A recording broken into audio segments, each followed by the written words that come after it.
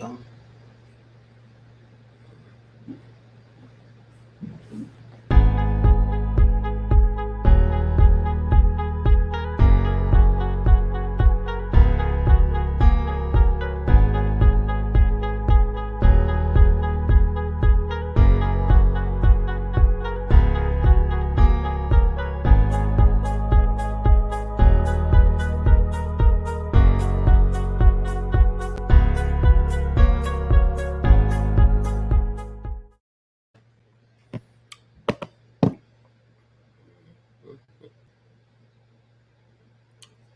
Oh, she was. Yes. She was. She was. Good evening. Welcome to the People's Town Hall. I am Senator Terrell McKinney. I represent District 11 in the Nebraska State Legislature, and this is Mike Lee. Introduce yourself, bro. Yeah. I'm Mike Lee. I'm part of Senator McKinney's legislative team as his admin aide. And we also got Dominique Johnson on. How you doing?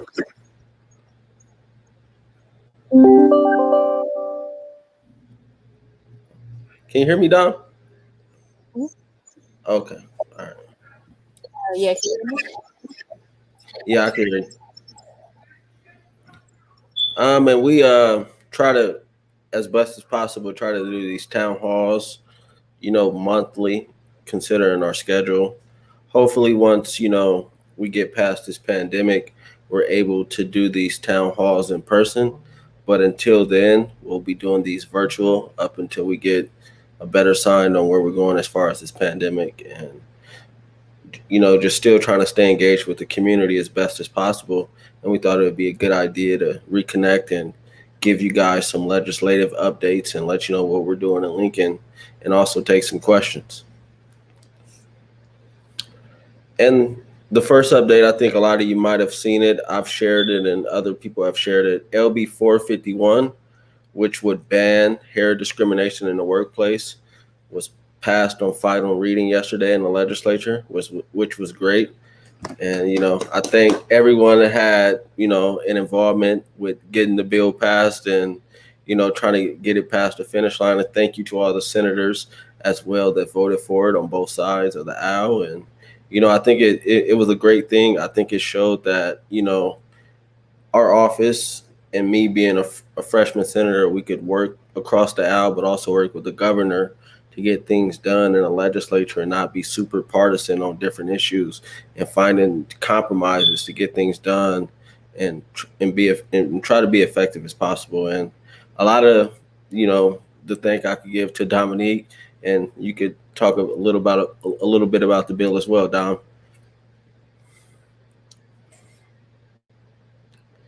I can't hear you. How about now? Yep. Okay, yeah, I think you covered everything, but I definitely think we would be remiss if we did not acknowledge IB Black Girl and Women's Fund for all their work in helping and collaborating with us for LB 451. We definitely could not have done what we were able to do without their help and research and outreach and all of those things. But yeah, we are just really excited that it made it through final vote, and we'll keep you guys posted on next steps and as it makes it to the governor's desk. Definitely. And on, I believe it was Wednesday night, LB 452, which is the Financial Literacy Act, was moved on to select file, which was great. It's a bill that I had brought, and then Senator Slama had brought a sort of similar bill requiring financial literacy to be a graduation requirement in high school. And through the process, me and her got together and we worked out a compromise to combine our bills and work together to get this legislation passed. And then it was also, prioritized from Speaker Hilders, which was great as well, which also shows, we're able to, work across the aisle and work with everybody in the legislature and try to get things done. And it was important for me to bring the financial literacy bill because I think, it's important that our kids finish school and finish high school and have a better understanding of finances and not have to learn on the fly while, graduate high school, becoming adults, and agreeing to different contracts and loans without really understanding what they're doing. I think if we could provide our students with the tools to be successful, they'll be better off in the long run. I won't say it'll save everyone or be the magic pill for everyone, but I think if we could provide financial literacy to more students in our state, we'll be better off as a whole.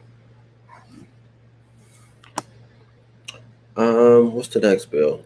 So we're going to speak about bills we have that have kind of moved out of committee onto general file and things, we're still excited about. The next bill I would bring up is LB 453, which would require anyone seeking an eviction in Lincoln and Omaha to be registered with the rental registry, which I think is a great idea because I don't believe landlords or landowners or property management groups can exercise the law to hold tenants accountable and not be accountable themselves.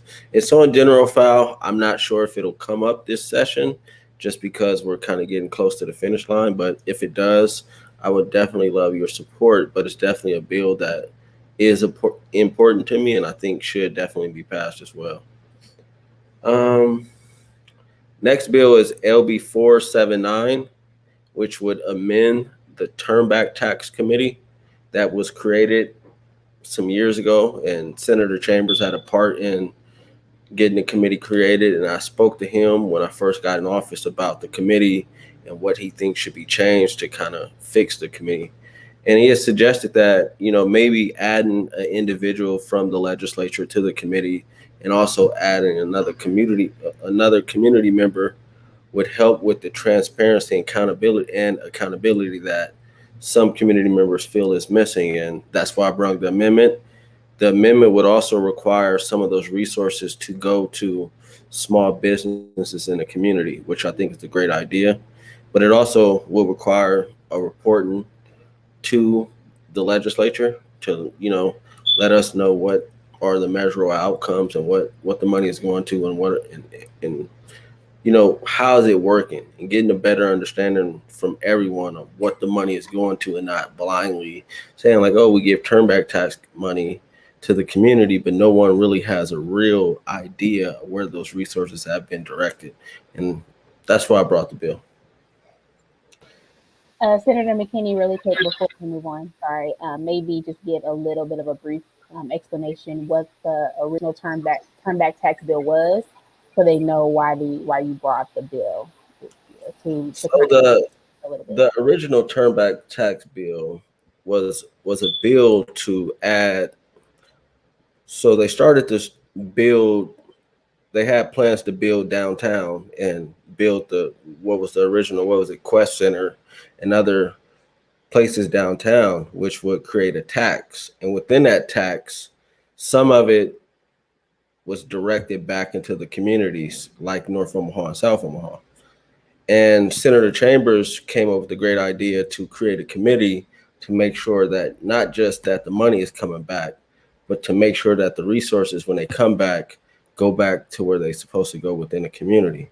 And over time, there's been, I don't know how to say it, but there's been questions about where the money was going. Not to say anything wrong had happened, but not too many people know where the money is going unless you talk to the right people. And my amendment hopefully creates more transparency and accountability and gives the community more assurance that the money is going to the right places.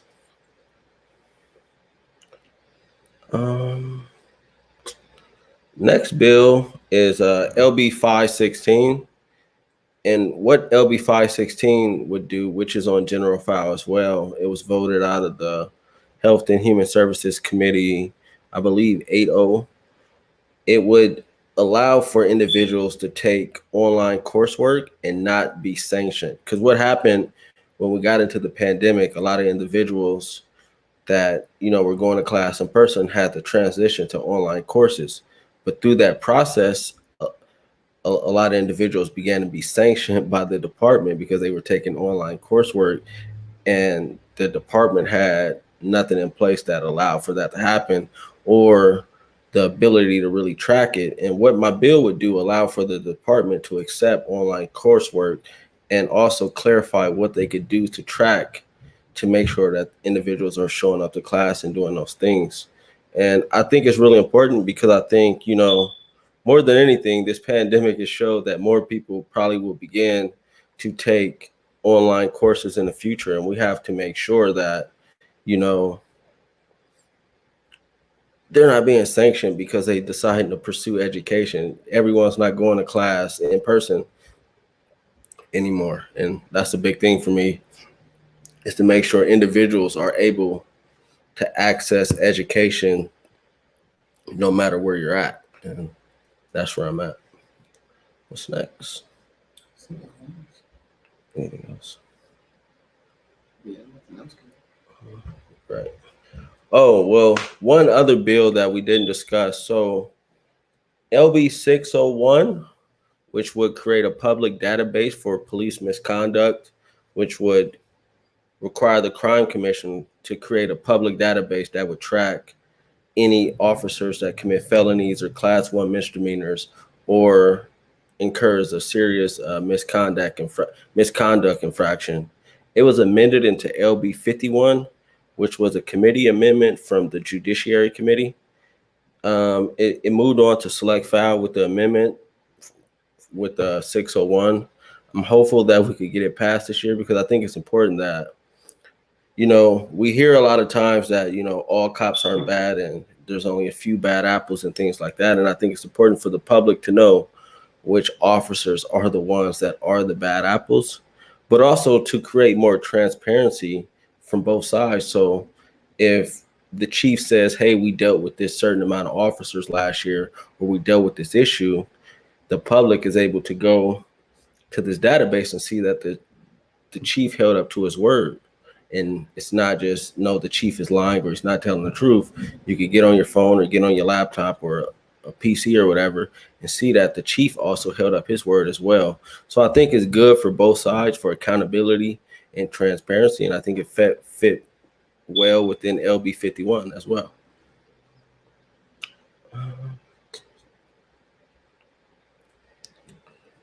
Also, at the beginning of the session, I introduced a legislative resolution to thank Senator Ernie Chambers for his work in the legislature over the years, which was adopted. For me, coming after Ernie, I get all the questions about, are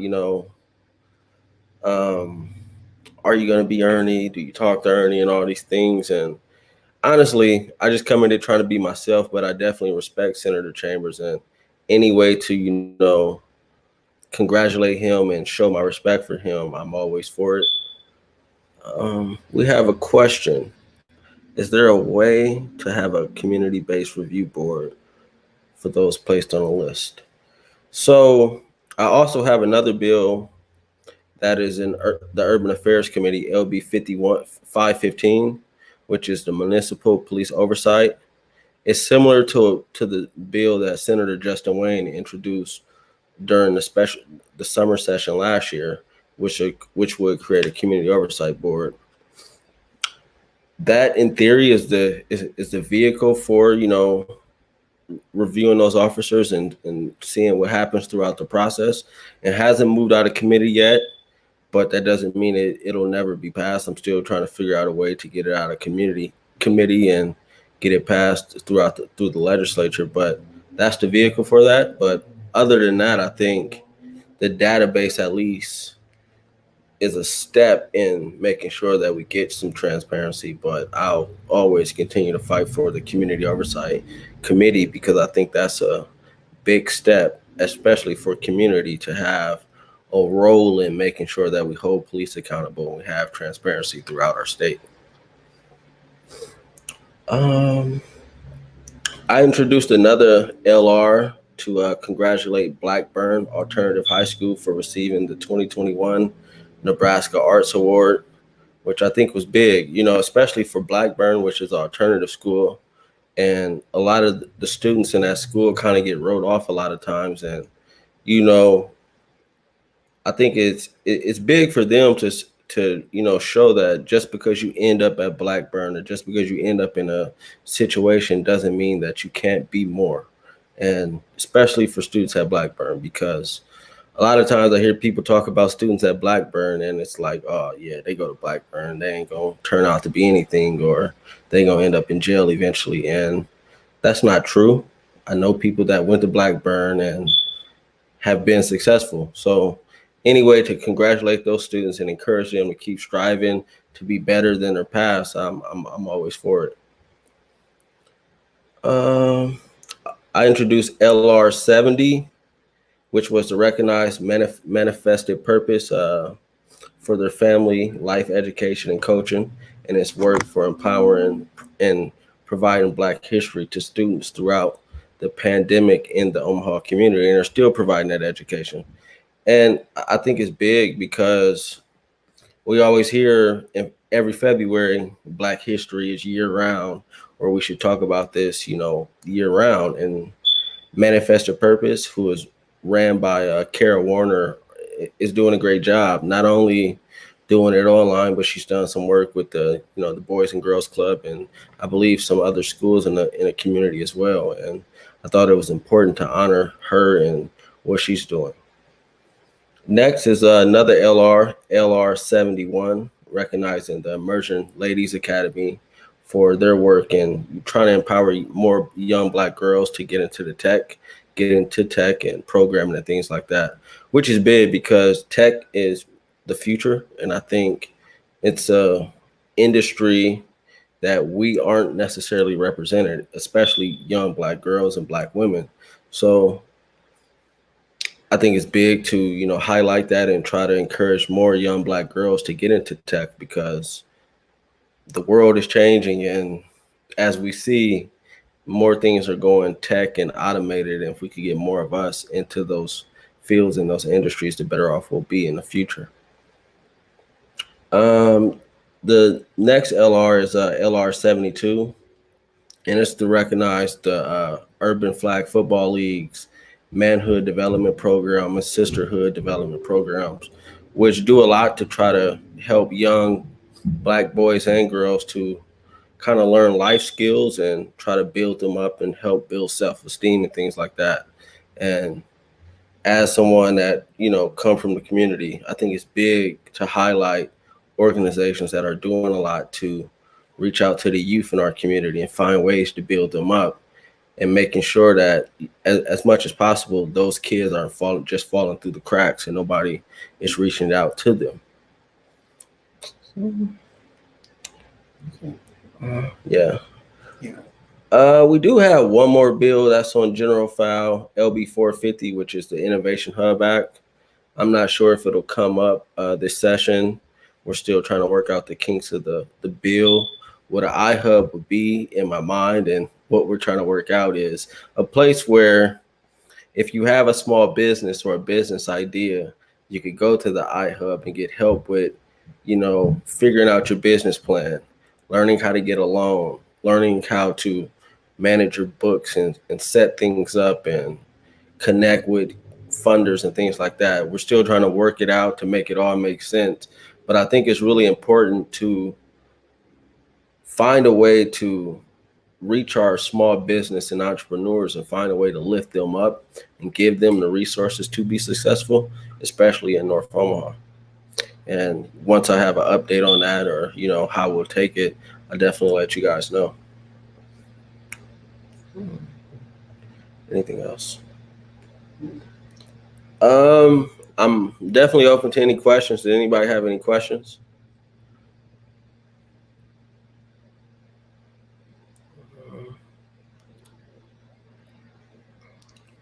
Thank you for being public education. Okay.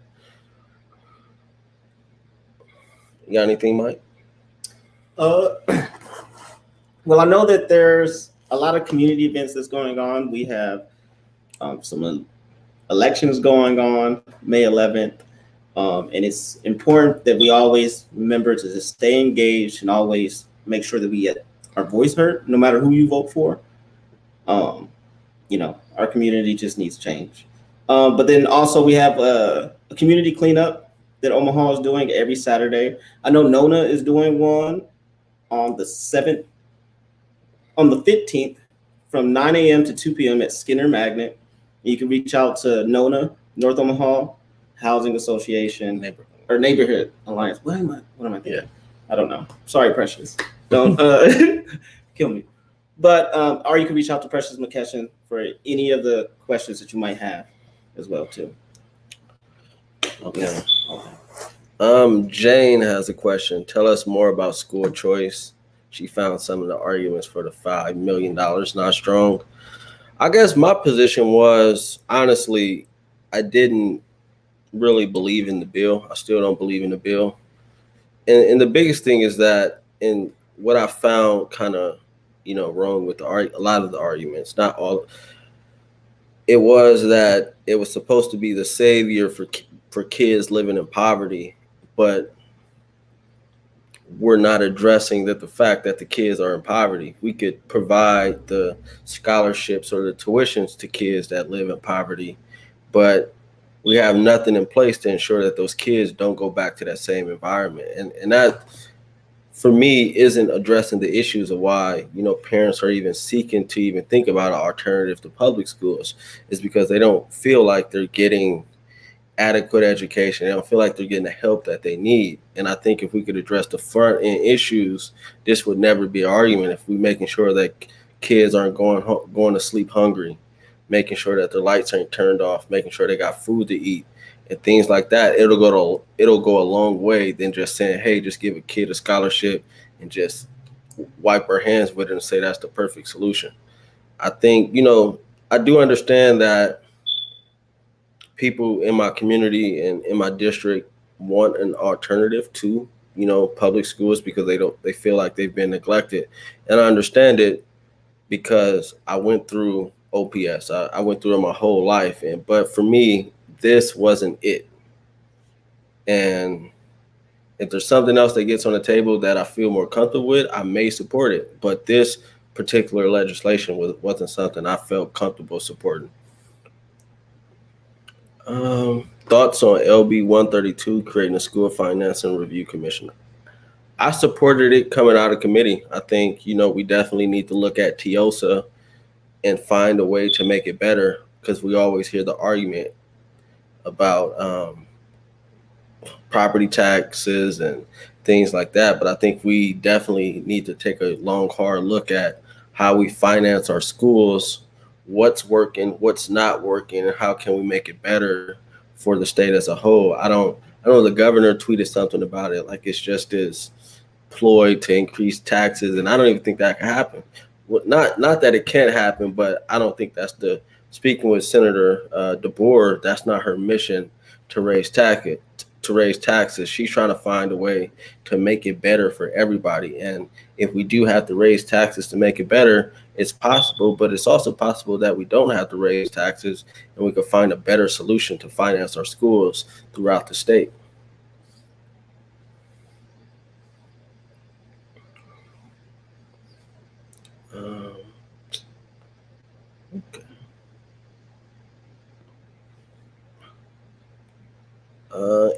Any other questions? True, there needs to be a holistic approach. What about LB 147, transferring ulcers to PERB? I'll support 147. I believe that's the bill to have the state manage the retirement account.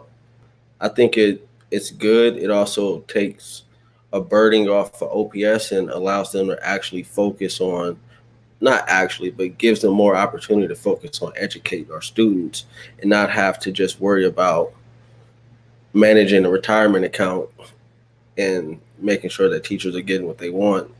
But, the state already manages the money, and they'll just take on managing a retirement account. And honestly, I'm not opposed to it, especially if it gives Dr. Logan and OPS as a whole the opportunity to focus in more on educating our students. I'm for it.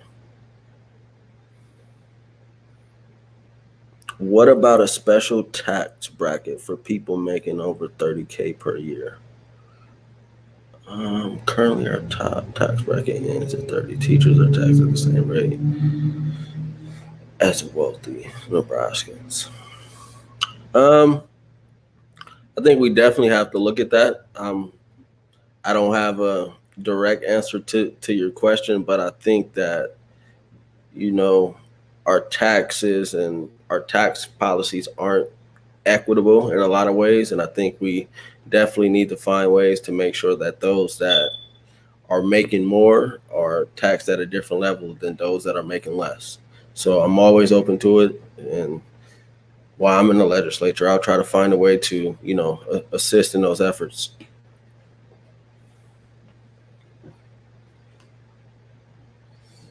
Okay. I didn't know if you were aware, however, the Metropolitan Community College Board of Governors just approved the resolution to make dual enrollment. Yes, Adam, I definitely seen that.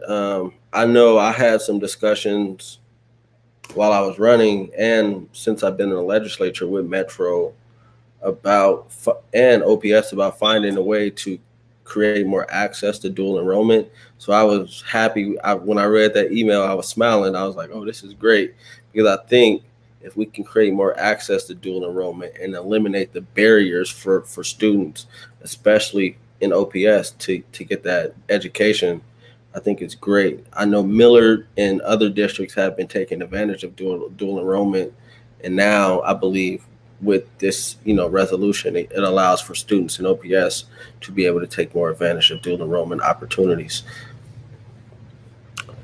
LB 247, creating a mental health hotline task force. I, I believe I supported LB 247. I think it's good. I think, a lot of times when we hear about things or tragedies that happens at schools, there were red flags that others may have seen.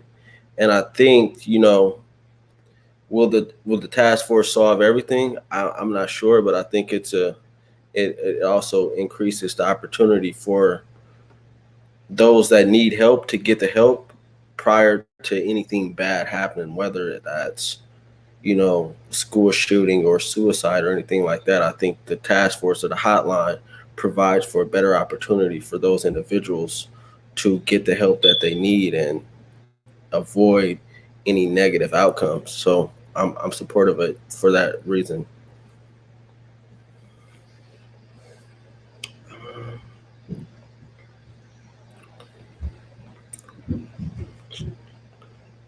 Okay.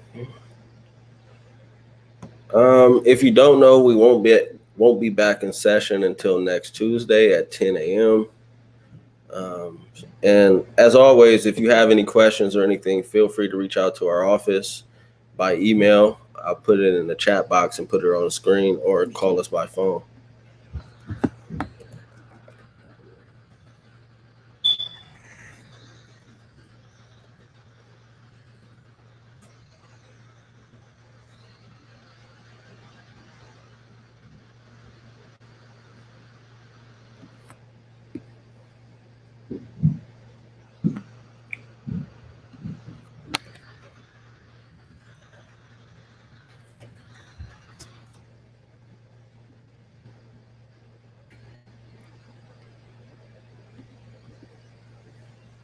Does anyone have any other questions?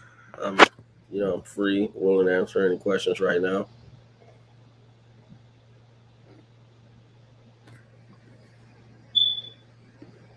I know it's Friday, so I don't want to take too much of your time, but if you have any questions, feel free to ask. Mm-hmm.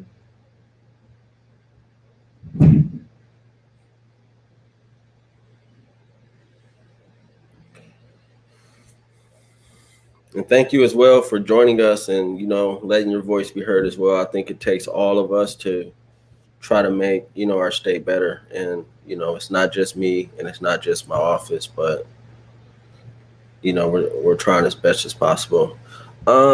Jacqueline, there's more money on the floor. What are your priorities?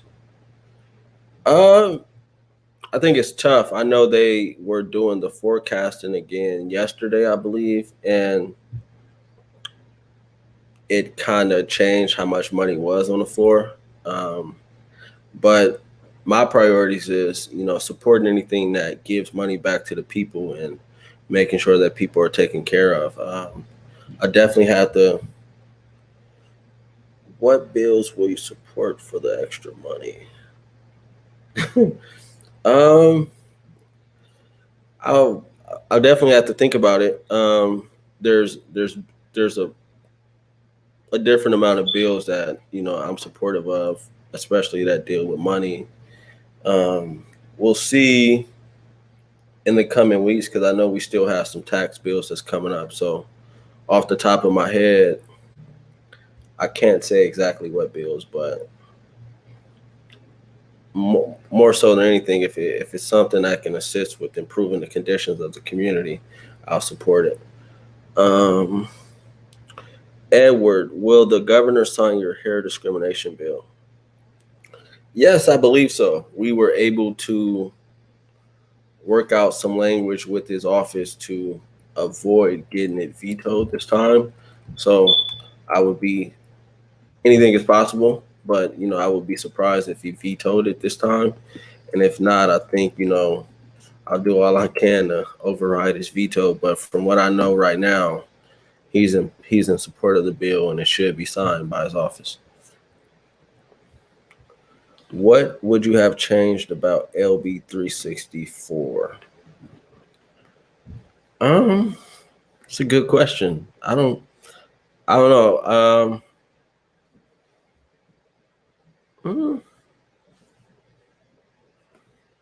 I guess I haven't really sat down and thought about what I would change about the bill. I think the intent from some was good and the intent from some was bad. I think it definitely could be more fleshed out in a way to, not harm and be beneficial for both sides. I can't think of what I would change right now because I haven't had the time to really sit down and think about what can be improved about the bill because it's not my bill. So, I haven't really thought about it, but I'm sure it'll come up again, and over time I'll have some time to really sit down and dive deep into what can be improved about the bill because I think anything can be improved. I just haven't took the time to really sit down and think about what can make that bill better.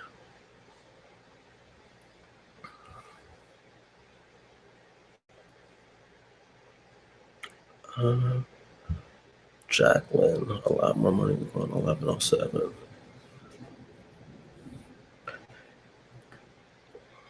Yeah, and as far as money for different bills, I know there's other bills on the floor that do have fiscal notes that still haven't been passed and things like that. So we'll see what important bills are left to be debated in your opinion. I would say Senator Anna Wishard's LB 474, which would legalize medicinal cannabis or marijuana. I think it's an important bill to be discussed that it's not scheduled. I'm not sure when it's coming up, but I think that's an important bill to talk about. What else is there?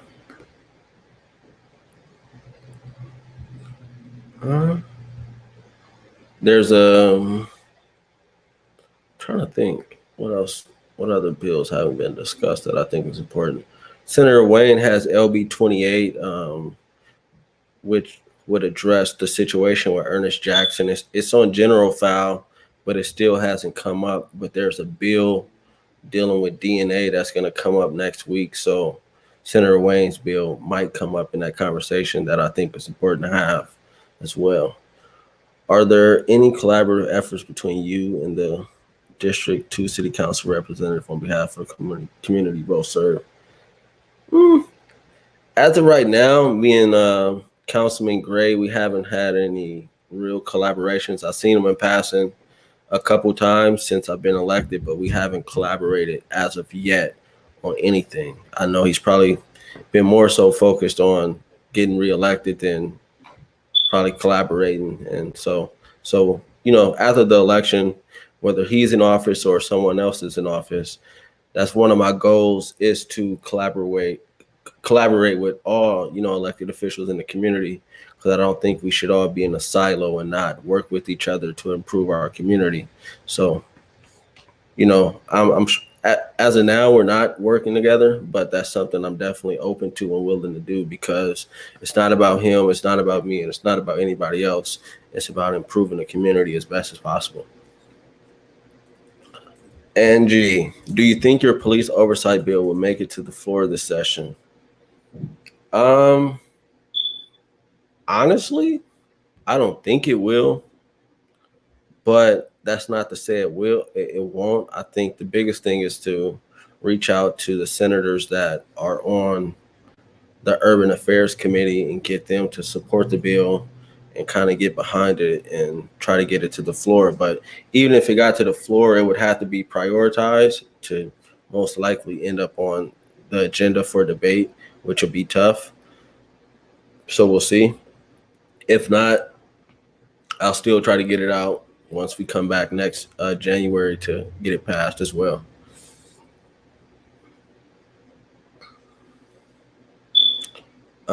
Max, not a question, but I'm NIAC and the local fusion center. Max, I'm not sure what the local fusion center. What is it? Federal government.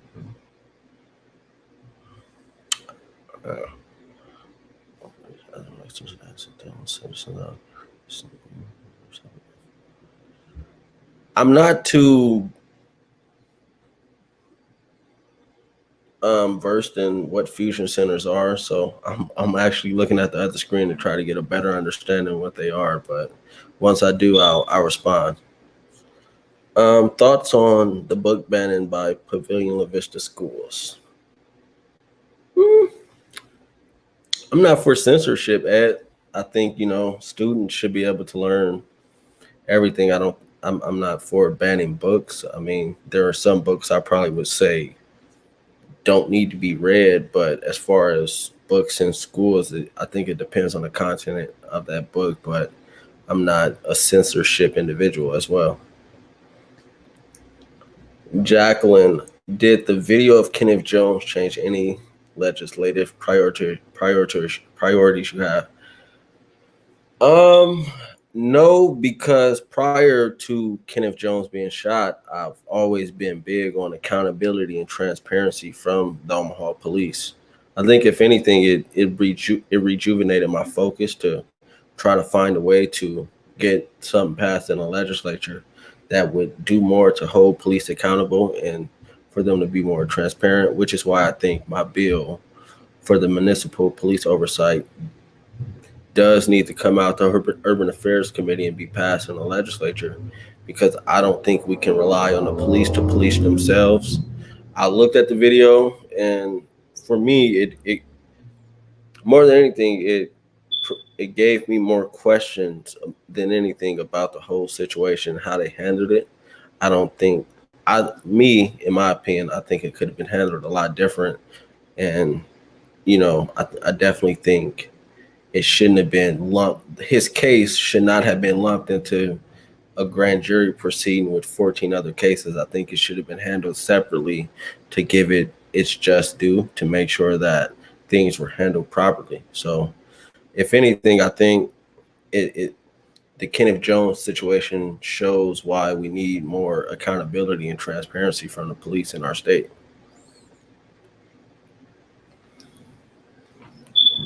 Max, it's an extension. It's an extension of Homeland Security. Max, I'm always questionable on surveillance and things like that. So anything that's intruding on the lives of citizens and the public, I'm always skeptical of. I don't have much information on it, but since you brought it to my attention, I'll definitely be looking into it to get a better understanding of what it is and what they do as far as Homeland Security and the State Patrol working together. Paul, can you facilitate some real community police dialogue in the real future? I would say that is contingent upon the police, for me, being willing to come into that conversation and be vulnerable and not get defensive.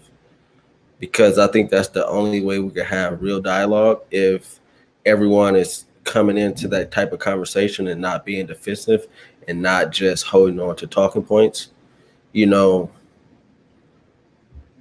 because I think there's misunderstandings on both sides, but I think a lot of it is one side is open-minded and willing to listen, and the other side comes in and you get the same talking points every time one of these meetings take place, and it makes people in the community more, well, it doesn't make them more. I think it makes them less willing to have those type of conversations or those type of meetings if the conversations always end up the same. I think law enforcement needs to be more vulnerable and more open-minded to listen to the community and not just say we're doing the right thing every time. But I mean, if they're willing to, be open and have that real dialogue, I'm willing to do it. But if they're not, I don't see how it can be productive.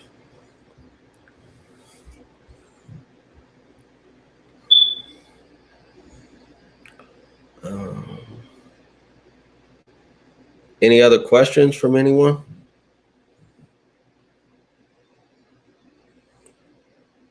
Captain Gray might be a good person. Paul, I'm not sure who Captain Gray is, but if you have Captain Gray's information, send it my way and I'll be willing, or give them my information if they want to have a real conversation about, improving community and police relations. But I'll just say, I think the biggest thing is making sure that they're willing to have an open and honest conversation about it. What is my stance on the Board of Education health standards update? I think, standards should be updated. We're not in,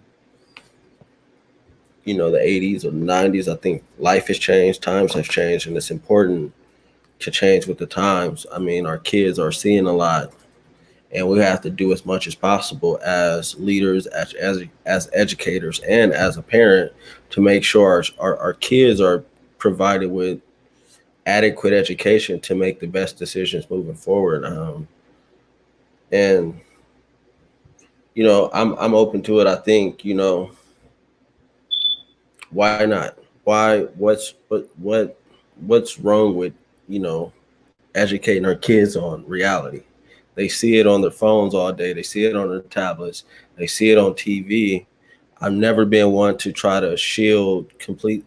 You be a parent and you try to manage your kid and make sure that you don't expose them to a lot.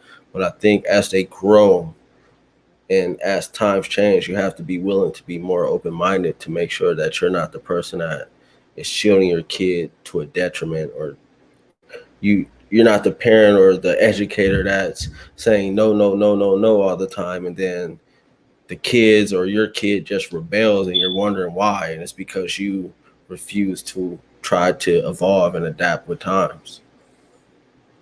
And I think that, and I think that's where our state is at on a lot of issues, not just the health standards or education. I think our state has said no to a lot of things, and now we're in a position where we're talking about building another prison because our state has been fighting reforms for so long and things like that. So I think,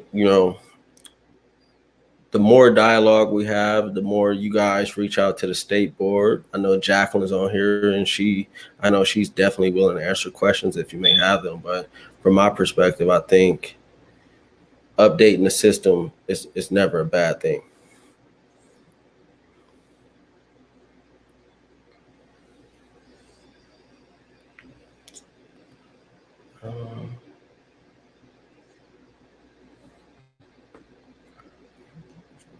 Any other questions before we get out of here for the night? Oh, Vaughn. The governor introduced me.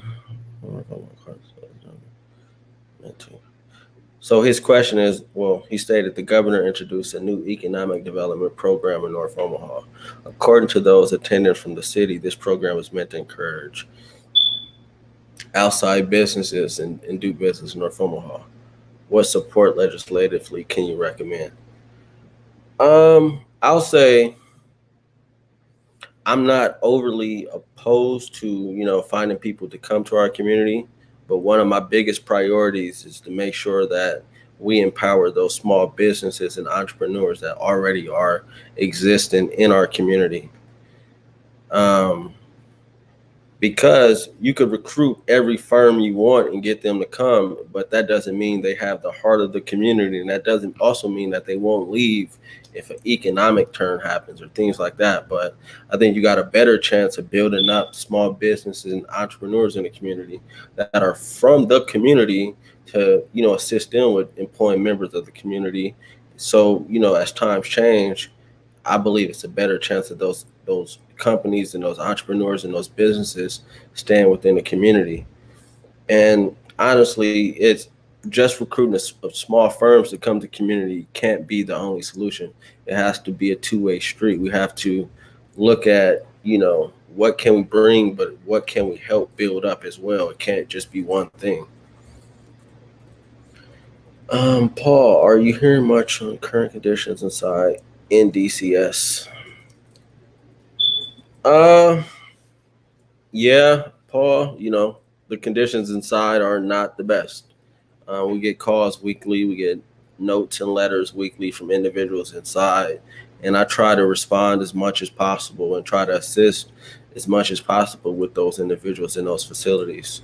And I think, the more I could do, the more the public could do to bring attention to the conditions of those facilities, the better off we'll be. And we're talking about the prisons inside of our state. But, the conditions, last I've talked to somebody, are not the best, especially because of the pandemic.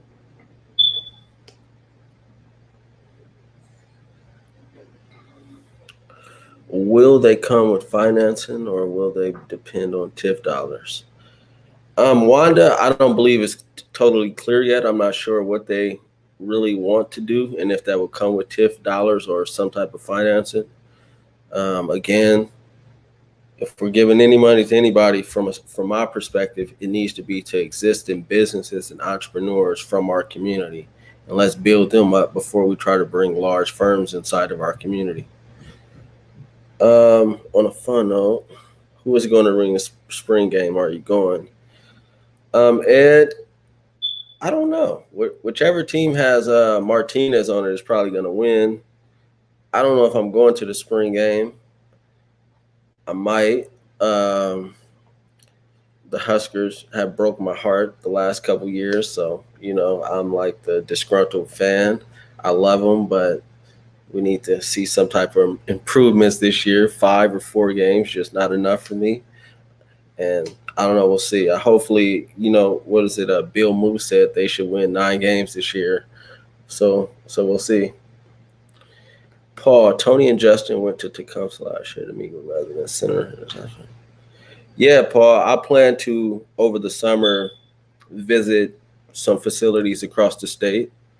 I'm not sure which will be the first one I'll visit. I don't want to give them a heads up that I'm coming, so I won't say what facilities I'm thinking about, because I just want to I want to get a real reflection on what's going on, and I don't want them to give the perception that everything is good. So I definitely plan on visiting some facilities throughout the state over the summer and throughout the interim.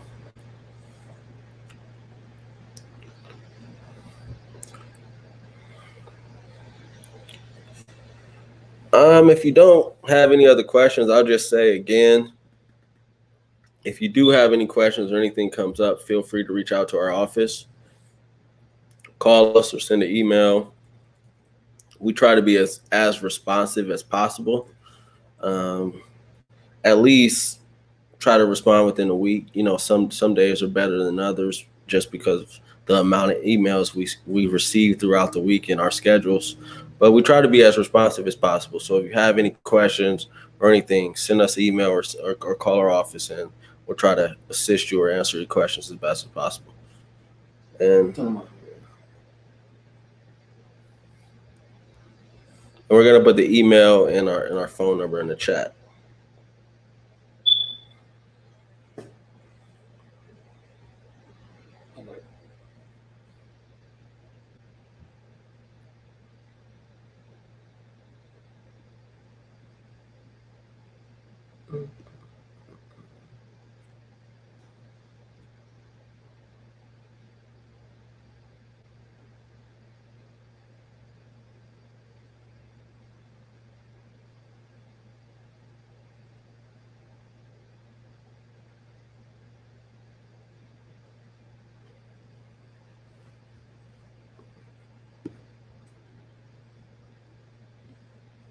That's the email to contact our office, T McKinney at ledge, not ME, but NE dot gov.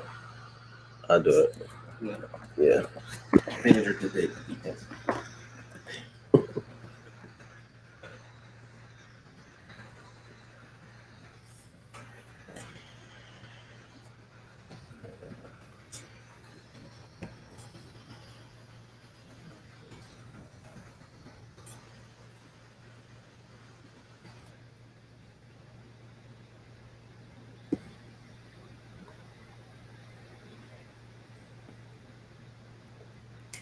And again, thank you all for tuning in tonight. I know it's a Friday night, and you probably could be doing a lot of other things than sitting here talking with us tonight. But I really appreciate it.